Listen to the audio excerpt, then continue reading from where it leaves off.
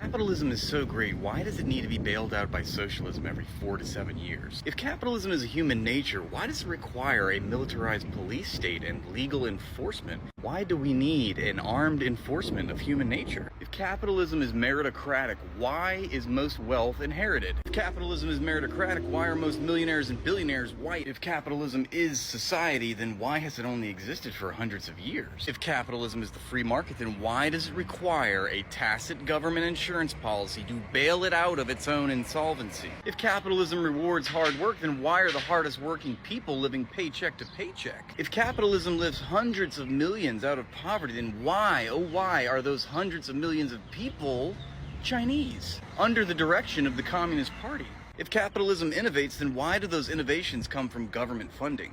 You know, it's almost as if capitalism is none of those things, and it's just the private ownership of public resources. Sounds crazy, I know.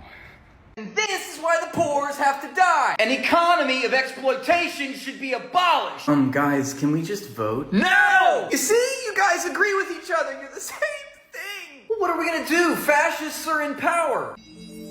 I don't know. Let's be nicer to fascists. Come to me. Please, Mr. Fascist, can you be nice to me? I'll do what you say. Of course, I'll take good care of you. Okay. Can we keep things just about the same? Decentrists always side with fascists because fascists don't threaten capital. Capitalism is human nature. An economy without morals should not exist. You don't understand economics. And you don't understand democracy. Bro, this is Econ 101. Justifying capitalism by explaining capitalist economics is not a justification. We will continue to exploit you. We are coming for your capital. If you go far enough left, you end up on the right. Therefore, I'm gonna go to the right now. Oh my God, let's kill the centrists. Defund it. Defund what? All of it. Everything. Housing? Yes. Healthcare? Yes. Welfare? Yes. Education? Yes. Transportation? Yes. Social security? Everything. Then what do we fund? Defense. Okay, well, all those things that we defunded, they don't work anymore. Look, you see, I told you government is incompetent. They don't know what they're doing. Criminalize it. Criminalize what? Poverty, being poor. Well, that's mainly gonna affect minorities and marginalized people. Sounds good to me. Okay, well, the people whose way of life we've criminalized, yeah, they're all criminals now.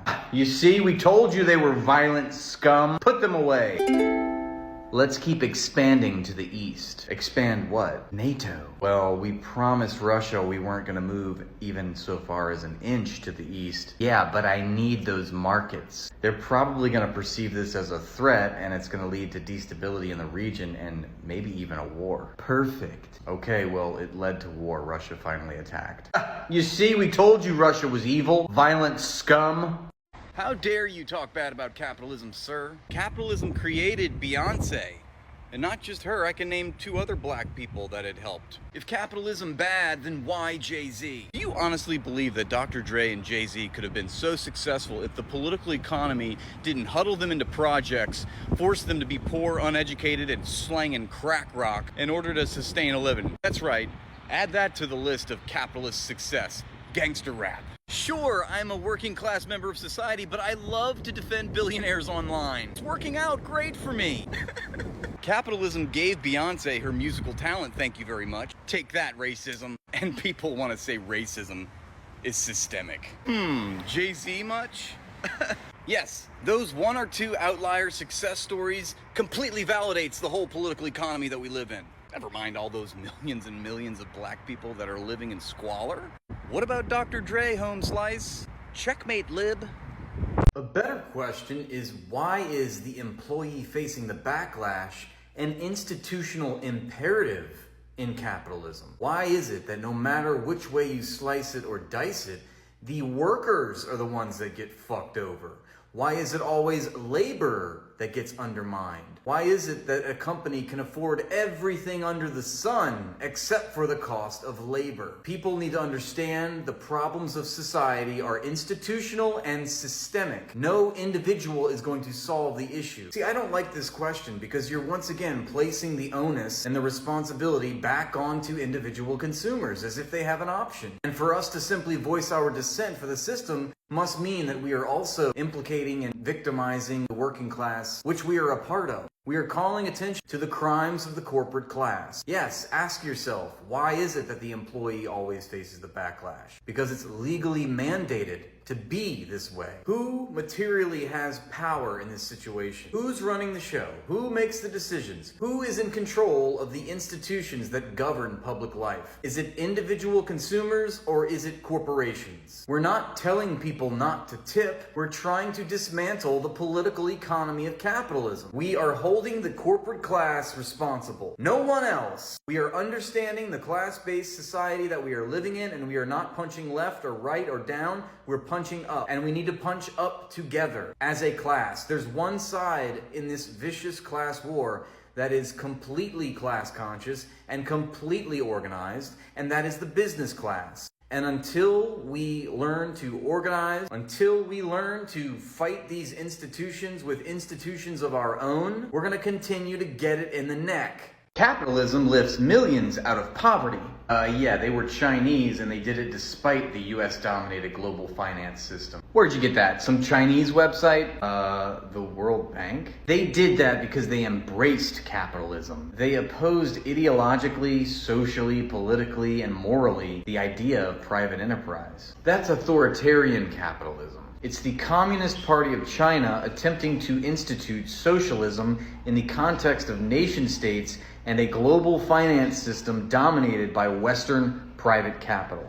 And guess what? They're winning. China has the fastest growing economy in the world. China alone accounts for close to 75% of the global reduction of people who are living in extreme poverty. You take China out of this equation, the stark realities of capitalism becomes very, very clear. The GDP of BRICS, which is the economic alliance of Brazil, Russia, India, China, and South Africa, is larger than the economic alliance of the G7, which is the United States, Canada, and its Western European allies. And the gap is only widening. While it's true that China used production inputs from American corporations to grow its economy, it did all of this as an international pariah from the global finance system. It did this in spite of economic sanctions from the United States. It did this in spite of being a political enemy of the United States. This is your daily reminder that in a crisis, capitalism will always side with fascism because fascism doesn't threaten capital.